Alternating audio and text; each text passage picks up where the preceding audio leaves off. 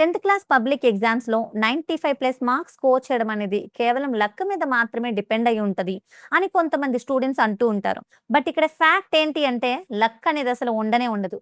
కేవలం మీ planned preparation మీద మాత్రమే మీ స్కోరింగ్ అనేది డిపెండ్ అయ్యి ఉంటుంది.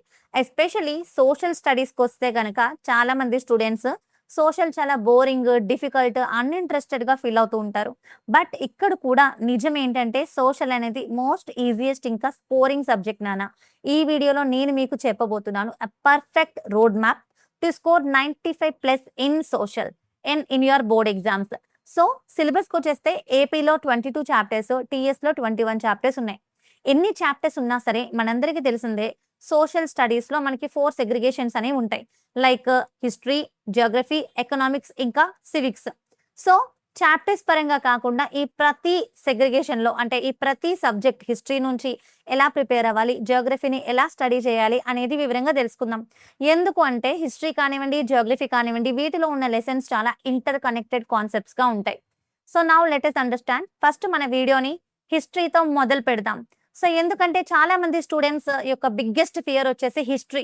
హిస్టరీలో డేట్స్, ఇయర్స్, లీడర్స్ యొక్క పేర్లు, వాళ్ళ యొక్క యాక్టివిటీస్, మూవ్‌మెంట్స్ ఇవన్నీ గుర్తుపెట్టుకోవాలి. చాలా కష్టం అనుకుంటూ ఉంటారు. బట్ నేనొక సులువైన పద్ధతి చెప్తాను. How to study history in a best way. First of all హిస్టరీలో ఉన్న లెసన్స్ ఉంటాయి కదా! వాటి యొక్క స్టోరీని అండర్‌స్టాండ్ చేసుకోవడానికి ట్రై చేయండి. Understand the story flow. అది ఒక కథలా వినడానికి ట్రై చేయండి. కథలా అర్థం చేసుకోవడానికి ట్రై చేయండి. ఒకవేళ మీకు ఇంకా డిఫికల్టీగా ఉంటే మన ఛానెల్‌లో నేను ఎన్నో హిస్టరీ లెసన్స్ ఒక స్టోరీ లాగా, ఒక మూవీ లాగా చెప్తా వచ్చాను. అవి చెక్‌ఔట్ చేసుకోండి. సో ఎప్పుడైతే మీరు హిస్టరీని టెక్స్ట్ బుక్ లెసన్‌లో చదువుకుంటూ ఉంటారో, స్కూల్‌లో వింటున్నప్పుడైనా, ఆన్‌లైన్‌లో వింటున్నప్పుడైనా టెక్స్ట్ బుక్ ముందు పెట్టుకొని ఇంపార్టెంట్ ఇయర్స్‌ని అండర్‌లైన్ చేసుకోండి. యాక్ట్స్, మూవ్‌మెంట్స్, డేట్స్, లీడర్స్ వాళ్ళ పేర్లు, కాజెస్ ఇంకా ఎఫెక్ట్స్ ఇవన్నీ అండర్‌లైన్ చేసుకొని సో ఏ రోజైతే లెసన్ ఎక్స్‌ప్లనేషన్ అయిపోతుందో, ఆ రోజు ఈవినింగ్ ఒక బుక్ పెట్టుకొని, ఆ బుక్‌లో రైటింగ్ ప్రాక్టీస్ చేయండి. అంతే. మీకు హిస్టరీలో మోస్ట్ ఇంపార్టెంట్ కాన్సెప్ట్ అంతా క్లియర్ అయిపోతుంది. Next Geography. So Geography is very easy to remember, very easy to understand కదా! మోస్ట్‌లీ ఇందులో మన ఎర్త్ గురించి లేదా మన ఇండియా గురించే ఉంటుంది. అండ్ ఇక్కడ కూడా లెసన్స్ అన్నీ చాలా ఇంటర్ కనెక్టెడ్‌గా ఉంటాయి. మరి జియోగ్రఫీలో గోల్డెన్ రూల్ ఏంటో చెప్పనా?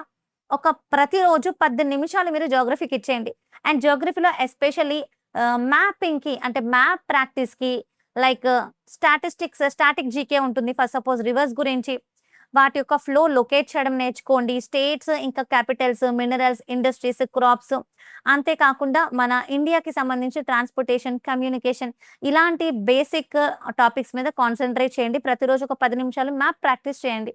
And then here comes civics. Civics కూడా చాలా ఈజియెస్ట్ కాన్సెప్టే. బట్ ఇక్కడేంటంటే కొంచెం మనం అర్థం చేసుకోవాలి. అండ్ ఎప్పుడైతే సివిక్స్ లెసన్ వింటున్నామో రియల్ లైఫ్ ఎగ్జాంపుల్స్‌తో వాటిని రిలేట్ చేసుకోవాలి. అండ్ 10th సోషల్ అయినా, 9th సోషల్ అయినా, ఏపీ అయినా, టీఎస్ అయినా, ఐసీఎస్ఈ అయినా కంపల్సరీ మీ సివిక్స్ సబ్జెక్ట్‌లో ఈ కాన్సెప్ట్స్ అనేవి ఉండే తీరుతాయి. అంటే ఏంటవి? డెమోక్రసీ కానివ్వండి, constitution, rights, elections, political parties. So ఎప్పుడైతే మీరు ఈ కాన్సెప్ట్స్ మీద మీరు ఫుల్ కాన్సంట్రేషన్ పెడతారో దెన్ 100% మీకు సబ్జెక్ట్ అంతా ఈజీ అయిపోతుంది. ఎకనామిక్స్ నాన్న 10th సోషల్‌లో ఎకనామిక్స్ ఒక వరం లాంటిది. ఎందుకంటే దీని నుంచి అసలు మార్క్స్ స్కోర్ చేయడం చాలా చాలా ఈజీ. ఎందుకో చెప్తాను. ఇక్కడ కూడా అంతే కాన్సెప్ట్స్‌ని చాలా ఈజీగా, క్లియర్‌గా అర్థం చేసుకోవాలి ఫస్ట్ ఆఫ్ ఆల్. ఆ తర్వాత ఎకనామిక్స్‌లో ఉండే స్టాటిస్టిక్స్ అంటే నంబర్స్ ఉంటాయి కదా! ఏ ఇయర్‌లో ప్రొడక్షన్ ఎంత ఇంక్రీజ్ అయింది, ఎంత తగ్గింది ఇలాంటి స్టాటిస్టికల్ ఇన్ఫర్మేషన్ గుర్తుపెట్టుకోండి. ఎగ్జాంపుల్స్‌ని కూడా గుర్తుపెట్టుకోండి. అండ్ ఎక్కువగా మీరు ఎకనామిక్స్ నుంచి కొన్ని ప్రాక్టీస్ చేయాలి. కంపారిజన్ క్వెషన్స్ అంటే ఏంటి? కంపారిజన్ అంటే ఆర్గనైజ్డ్ సెక్టార్ అంటే ఏంటి? అన్‌ఆర్గనైజ్డ్ సెక్టార్ ఏంటి? రెండిటిని కంపేర్ చేయండి. ఓకేనా? నెక్స్ట్ పవర్ షేరింగ్‌లో కూడా అది సివిక్స్ వస్తుందనుకోండి. ఎకనామిక్స్‌లో బేసికల్లీ కంపారిజన్ క్వెషన్స్ ఎక్కువగా వస్తాయి. వీటిని చదువుకోండి, ప్రాక్టీస్ చేయండి. కేస్ స్టడీస్ మీద కాన్సంట్రేట్ చేయాలి. And here comes our most important topic in economics అదే ఇన్ఫర్మేషన్ స్కిల్స్. ఇదైతే 100% వచ్చేస్తదనమాట. ఇన్ఫర్మేషన్ స్కిల్స్ ఈజీగా మార్క్స్ స్కోర్ చేయొచ్చు. వీటిని ప్రాక్టీస్ చేయండి.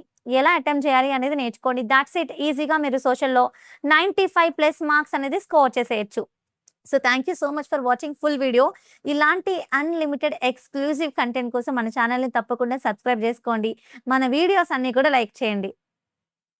Thank you and by by.